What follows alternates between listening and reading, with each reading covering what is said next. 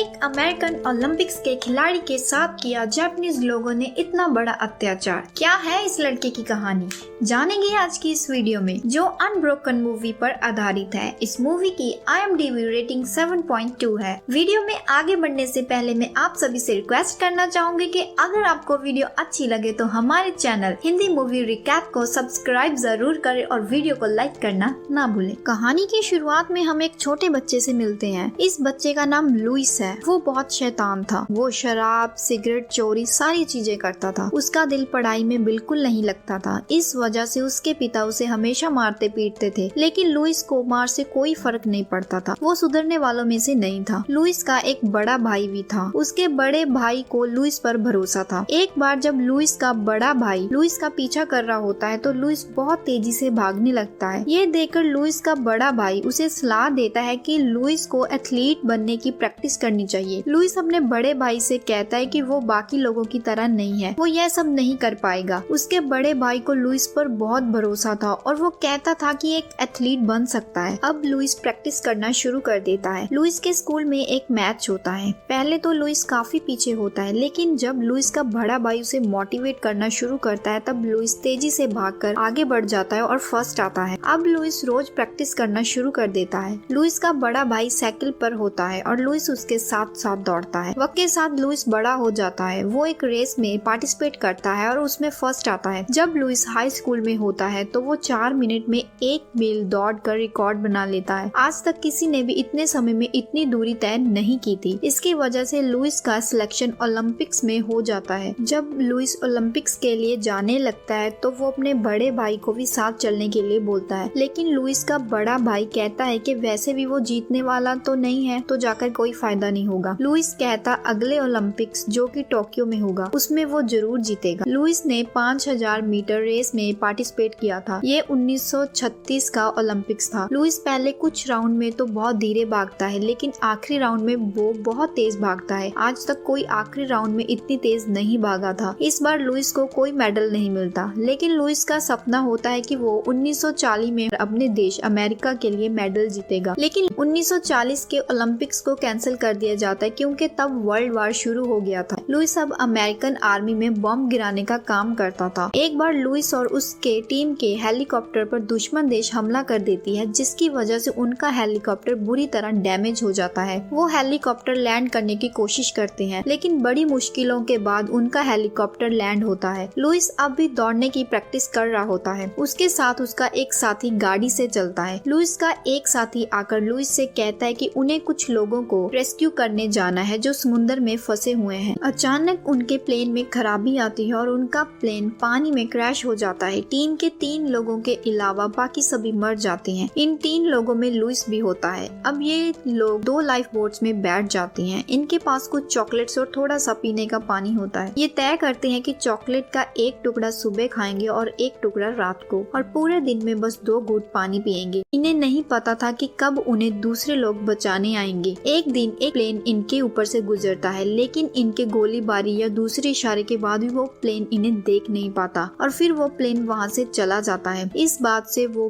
बहुत उदास हो जाते हैं। तभी लुइस देखता है कि सारे चॉकलेट्स मैक ने रात को खा लिए थे। लुइस इस बात के लिए मैक पर बहुत चिल्लाता है। अब ये कई दिनों तक भूखे प्यासे उस बोट में बैठे होते हैं। एक दिन एक बड़ी सी बर्ड उनके बोट पर आ बैठती है। लुइस बहुत सतर्क होकर उस बर्ड को देख रहा होता है। अब तीनों मिलकर उस बर्ड को खाना शुरू कर देते हैं, लेकिन कुछ देर बाद ही वो उल्टी करने लगते हैं। अब इनके पास एक आइडिया आता है कि वो उस बर्ड को चारा बनाकर मछलियाँ पकड़ेंगे। एक रात जब सब सो रहे होते हैं तो समुद्र में तूफान आ जाता है। अब उन लोगों को मौत नजर आने लगती है। लुइस भगवान से विनती करता है कि अगर उन्होंने ये उसे बचा लिया तो वो अपनी पूरी जिंदगी भगवान के नाम कर देगा। वो उस तूफान से बच जाते हैं। तभी वहाँ बारिश होने लगती है और वो पीने का पानी इकट्ठा कर लेते हैं। कुछ दिन बाद इन्हें फिर से एक प्लेन दिखता है और जब वो इशारा करते हैं उन पर गोलियां बरसने लगती हैं। असल में वो जापान का प्लेन होता है। वो तीनों तो अपनी जान बचाने के लिए पानी में कूद जाती हैं, लेकिन उनकी एक लाइफ बोट खराब हो जाती है। उसमें बहुत से होल हो जाते हैं जिसे वो रिपेयर नहीं कर पाते। अब ये एक ही लाइफ बोट में बड़ी मुश्किल से एडजस्ट करते हैं। इन्हें समुद्र में अब 35 45 दिन हो चुके थे। भूख प्यास की वजह से इनकी हालत खराब हो रही थी। मैक का शरीर अब ये सब झेल नहीं पाता और उसकी मृत्यु हो जाती है। अब बोट में बस 2 लोग ही बचे थे। उनकी हालत भी बिगड़ रही थी। ऐसे ही उन्हें 47 दिन हो जाते हैं। ना तो अब वो एक दूसरे से बात कर पाते थे और ना ही उनमें खड़े होने की शक्ति थी। तभी जापानीज शिप वाले उन्हें पकड़ लेते हैं और जापान लेकर चले जाते हैं। पहले तो वो उन दोनों को एक कैंप ले जाते हैं जो जंगल के बीच होता है। वो उनसे पूछताछ करने के बाद उन्हें टोक्यो के कैंप में भेज देते हैं। वहाँ उनके जैसे ही बहुत से लोगों को बंदी बनाकर रखा गया था। वहाँ लुइस को पहचान लिया जाता है कि वो ओलंपिक्स का खिलाड़ी था। वहाँ का जो इंचार्ज होता है वो बहुत ज्यादा स्ट्रिक्ट और क्रूर होता है। वो लुइस के पास जाकर उसे अपनी आंखों में देखने के लिए कहता है। जब लुइस उसकी आंखों में देखता है तो इंचार्ज लुइस के सर पर डंडे से मार देता है। वो बार बार लुइस को ऐसा करने के लिए कहता है और बार बार लुइस को मारता रहता है। अगली सुबह उन्हें फील्ड में बुलाया जाता है और इंचार्ज उनसे पूछता है कि उनमें से ओलंपिक एथलीट कौन है। लुइस अपना हाथ ऊपर करता है। इंचार्ज अब लुइस और अपने स्पाई का रेस करवाता है जिसमें लुइस हार जाता है। अब इंचार्ज लुइस को डंडे से बहुत मारता है। उनका इंचार्ज लुइस से बहुत नफरत करता था। एक दिन लुइस और उसका साथी बैठकर आसमान में अमेरिकन और जापानीज प्लेन्स को देख रहे होते हैं। उसी रात उनका जेल का इंचार्ज फिर से लुइस को बहुत बुरी तरीके से मारता है। कुछ दिन बाद लुइस को बताया जाता है कि अमेरिकन गवर्नमेंट ने उसके घर वालों को ये बोल दिया है कि वो मर चुका है। वो लुइस से पूछते हैं कि क्या वो अपने परिवार वालों को ये बताना चाहेगा कि वो अब भी जिंदा है। लुइस हाँ कर देता है। वो लुइस को एक रेडियो स्टेशन ले जाती है जहाँ लुइस रेडियो पर अपने परिवार वालों को बताता है कि वो जिंदा और सही सलामत है। वो कहती है कि अगर लुइस पेपर पर लिखी बात रेडियो के जरिए अमेरिकन गवर्नमेंट को बताएगा तो वो लोग लुइस को रहने के लिए अच्छी सी जगह देंगे। लुइस ये करने से मना कर देता है क्योंकि वो सच नहीं होता। उसके बाद लुइस को कैंप भेज दिया जाता है। वहाँ का इंचार्ज लुइस के हाथ बांधकर कहता है कि वो बहुत बहादुर है, कभी हार ना मानने वाला है, लेकिन वो जापान का दुश्मन है और कोई बात नहीं मानता, ना ही किसी की इज्जत करता है। इसीलिए वो बाकी सभी कैदियों को कहता है कि सब आकर लुइस को एक एक पंच मारेंगे और कहता है कि जब तक वो सभी कैदी लुइस को नहीं मारेंगे तब तक लुइस का दोस्त मार खाएगा। लुइस अपने दोस्त को मार खाते हुए देखकर दुखी हो जाता है और सभी कैदियों से खुद को मारने के लिए कहता है। सभी कैदी लुइस को मारते हैं जिसके बाद लुइस की हालत बहुत खराब हो जाती है। कुछ दिनों बाद उनके इंचार्ज का ट्रांसफर हो चुका है। ये जानकर सब राहत की सांस लेते हैं। एक रात कैंप पर बम गिरा दिया जाता है जिससे बहुत से कैदी मारे जाते हैं। कुछ कैदी जो अब भी जिंदा थे उन्हें दूसरे कैंप दिया जाता है। इंचार्ज कॉर्पोरल वियतनामी है। उसे देख लुइस के पैर लड़खड़ा जाते हैं लेकिन उसे उसका एक साथी संभाल लेता है। अब सभी को काम पर लगा दिया जाता है। कैदियों को नाव में गोलियां चढ़ाने का काम दिया जाता है। तो एक जापानीज भाई लुइस को धक्का देकर नीचे गिरा देता है। लुइस के पैर में बहुत चोट आ जाती है लेकिन वो फिर भी काम करता रहता है।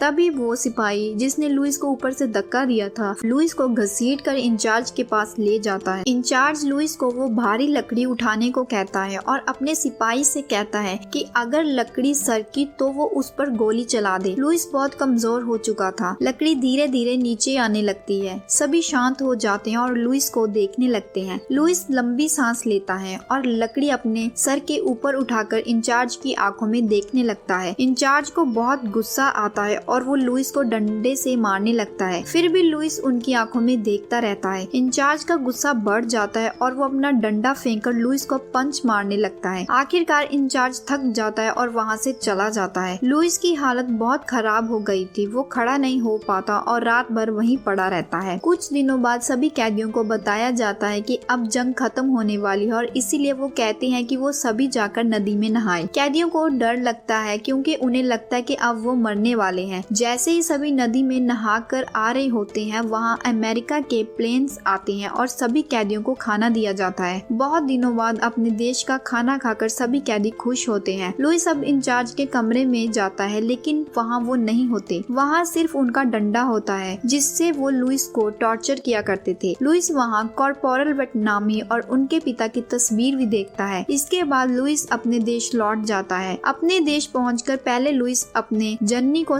सम्मान देता है और फिर अपने परिवार वालों से मिलता है। कुछ सालों बाद लुइस जापान जाता है। वो उन सभी लोगों से मिलता है जिन लोगों ने उसे बंदी बनाकर रखा था। वो उन सभी से सलाह कर लेता है। लुइस से कॉर्पोरल वेटनामी भी मिलने जाता है, लेकिन वो लुइस से मिलने से मना कर देते हैं। लुइस जब 80 साल का होता है तब वो ओलंपिक्स में मिसाल लेकर दौड़ता है और अपना सपना पूरा करता है। यहीं पर यह मूवी खत्म हो जाती है। इस कहानी से हम ये सीख पाते हैं कि हमें हमेशा सच्चाई और अच्छे की राह पर चलना चाहिए। इससे हम भगवान के करीब हो जाते हैं। आज की वीडियो में बस इतना ही। अगर आपको ये वीडियो अच्छी लगे तो वीडियो को लाइक करें और अपने परिवार और दोस्तों के साथ शेयर करें। अगर आप चैनल पर पहली बार आए हैं तो चैनल को सब्सक्राइब करना ना भूलें।